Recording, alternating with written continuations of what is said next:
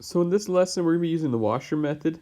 In other words, we're finding that area between the two curves, but we're going to revolve it around an axis in order to create a volume. Now, the way this is different from the last lesson is this time our axis of revolution, instead of being the x or the y-axis, is now placed elsewhere.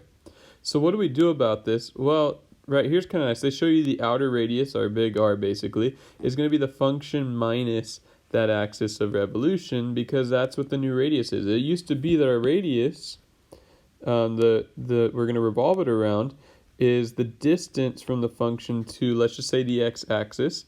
But now instead of the distance from that function to the x-axis, we really don't want to use that full amount. We want to use a partial amount.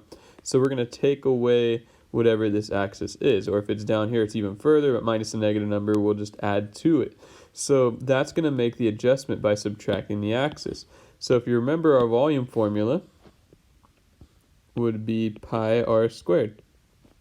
It's just the area of a circle, and that's because we're revolving it, we're rotating it around like a circle. So we have the outer radius squared minus the inner radius squared, and this, in this case, it's in respect to x because it's horizontal, but if it's in vertical, then we would be doing it in respect to y.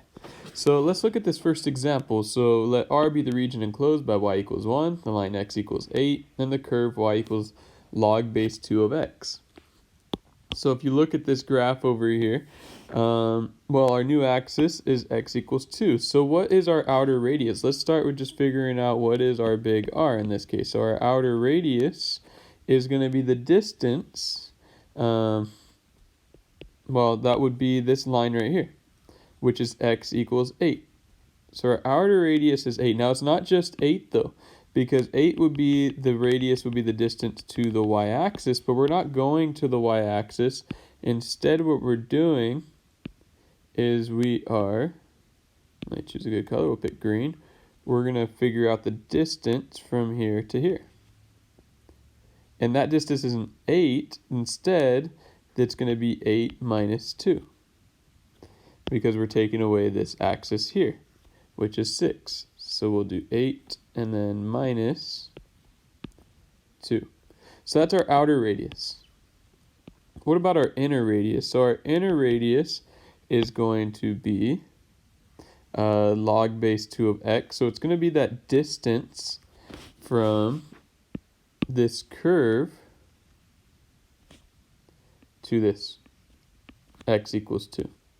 Now here's the problem. Remember, this is a vertical axis, so we don't want to be in terms of x. We actually want to do the inverse and get this in terms of y. We want to go ahead and solve for x and get things in terms of y, because we want it to be x equals. We want that horizontal distance from this blue line to that purple line. So I'm going to go ahead, I'm going to rearrange that. So we have that y equals log base 2 of x. So how do we go ahead and get rid of that, or get x by itself? Well, we'll raise everything as the base of 2. And I'll have 2 to the y equals, let me put this in blue, 2 to the y equals x. So that will actually be, this would be the same thing as x equals 2 to the y. So really it's 2 to the y minus the 2. So 2 to the y minus 2. And that's going to be that distance from here to here. So that's going to be our little r. And what did I use? I used green earlier. This would be our big R.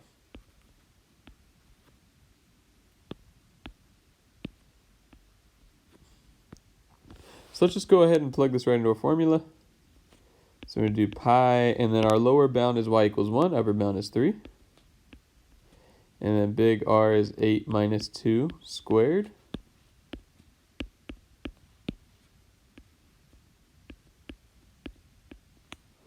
And then minus the inner,